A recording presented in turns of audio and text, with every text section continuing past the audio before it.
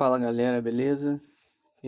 Hoje eu vou mostrar para vocês um sistema ETL, né? Que é um sistema de extração, transformação e carregamento, né, de dados no banco de dados. Então, esse aqui são as pastinhas desse projeto, né? Basicamente, o que eu estou fazendo aqui é acessar uma fonte de dados, né? No caso, esses dados são dados brutos.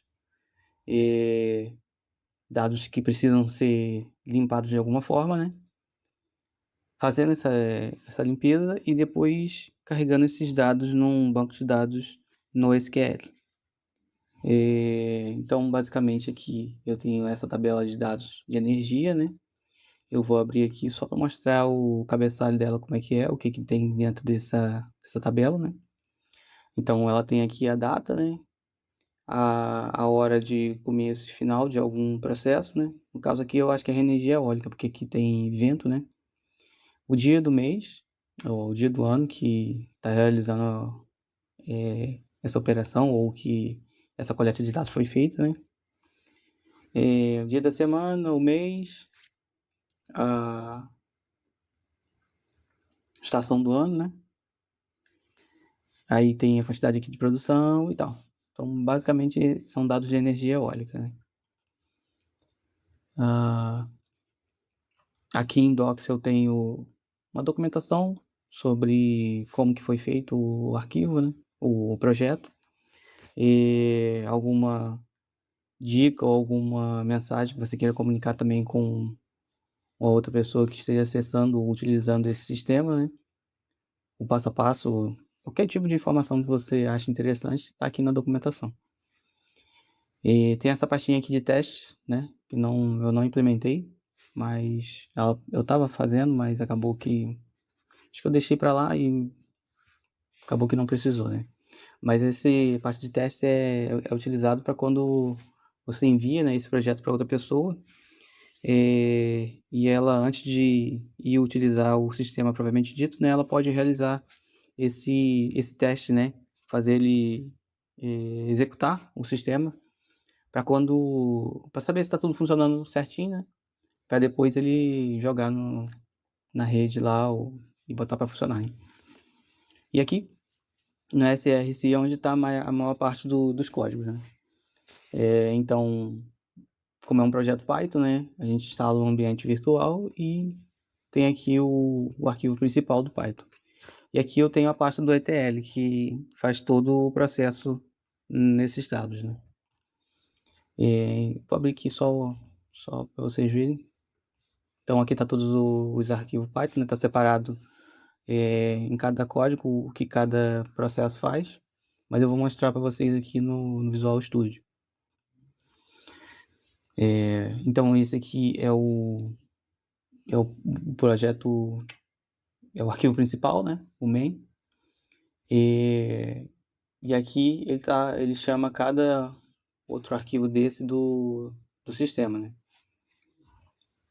Então eu estou usando aqui também o Spark, né? Não sei se eu falei, mas eu estou usando o Spark, que é esse sistema que é utilizado para fazer esses tratamentos, né, em dados antes de carregar no banco de dados.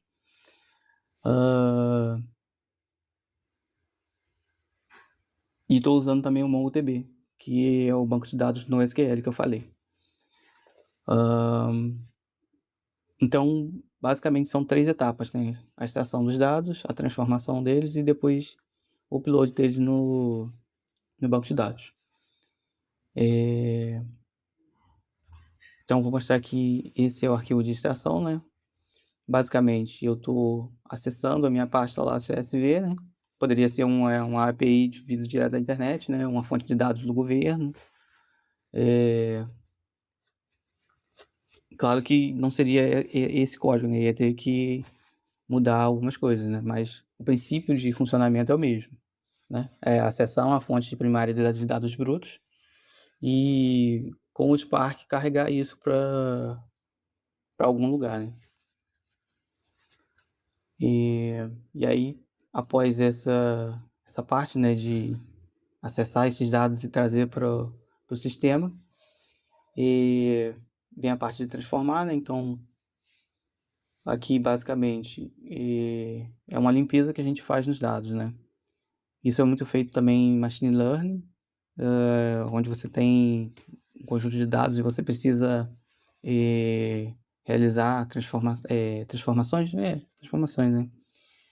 processos de limpeza para poder ver o que está acontecendo naqueles dados, né, para ter uma ideia, para quando você for, aplicar os algoritmos de machine learning, você, eh, constatar qual que está sendo de melhor acurácia, né, naquele conjunto de dados.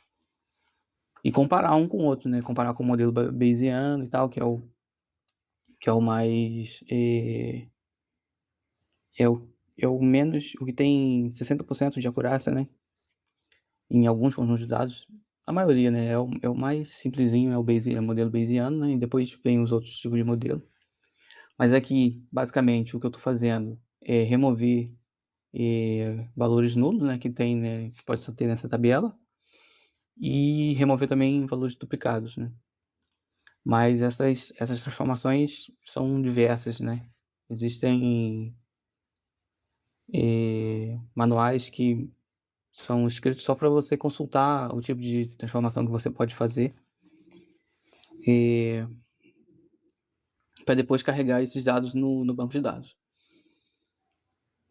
Eu estou mostrando aqui também, eu faço um plotzinho, né, da tabela só para vocês terem uma ideia de como que fica, né, conforme vai mudando, né, vai transformando. Aqui não tem muita diferença, mas, por exemplo, se você está utilizando dados, de hora, né, e vai passar isso para outro tipo de formato, então a caracte a tabela muda bastante, né. Então você consegue perceber essas mudanças que vão ocorrendo. Se você, por exemplo, tem os arquivos em lat long, vai mudar para UTM, né, ou de UTM para sexagesimal, sempre fica diferente, né. Mas aí beleza, fez essa parte da extração, depois a última etapa é carregar esses dados já limpo, né, e ajustado para o banco de dados. Então basicamente aqui, eu tenho um URL do banco de dados, né,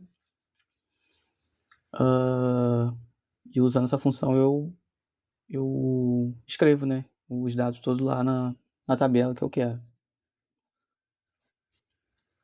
Hum, basicamente é isso, né. Então eu vou mostrar aqui agora o banco de dados, né.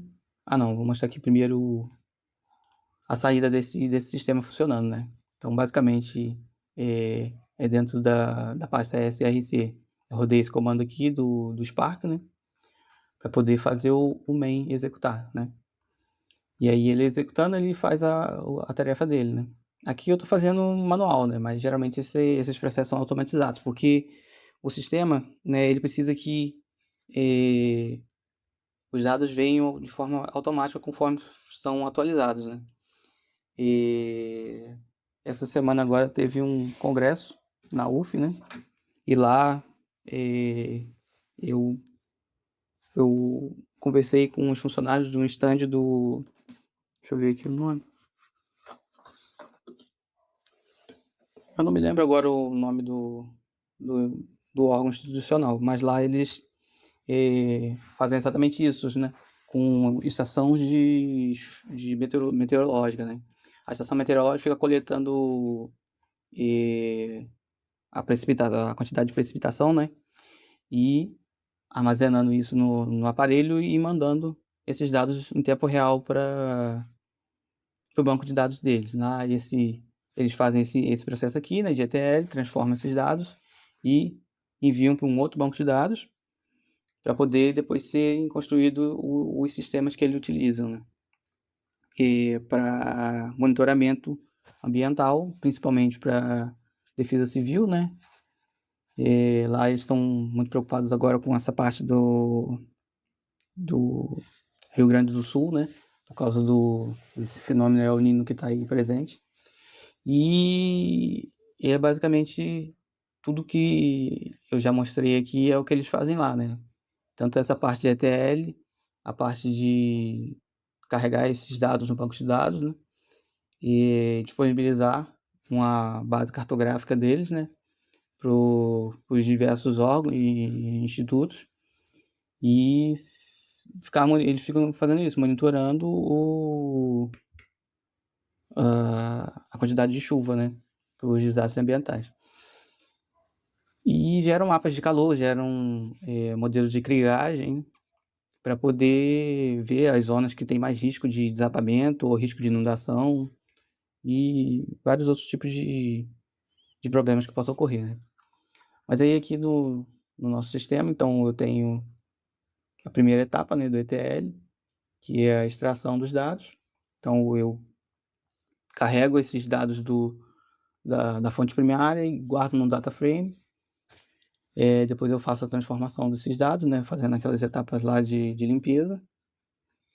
E aí, por fim, eu envio para o meu banco de dados, né. Aqui, como eu falei, estou usando o MongoDB e eu tenho aqui um instalado, né, na minha máquina. Então ele veio para esse banco de dados aqui, ó, energia_spark, né.